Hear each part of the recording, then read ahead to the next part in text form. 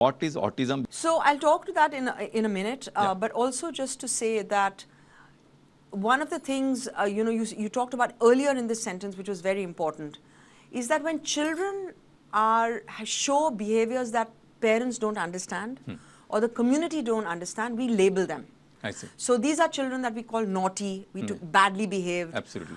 Because we don't understand why they're behaving in a certain way. Absolutely. Autism is definitely one of those conditions where we are mislabeling children. It's a very interesting disorder. And it's a disorder which can, we call it autism spectrum, because you may have on one side a child who has no speech, who is not interested at all in anything that's happening in their environment. And you will have another person who is like a little professor.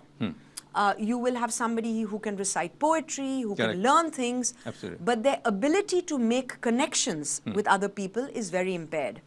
And that is what we call social communication. How do I make a relationship? How do I maintain a relationship? But most importantly, how do I start and finish a communication? So for example, when we met this morning, we said good morning, we shook hands maybe, we said namaste. People with social communication difficulties don't understand these behaviors. And so they might come in and immediately start talking to you, why are you wearing a white shirt today? And you will say, oh, that's a little odd. Why is this person behaving like this? But that is part of the disorder. It's the inability to have understood the nuances of how people behave in society and how that communication is started, continued, and completed. So these are two really spectrums of the same disorder.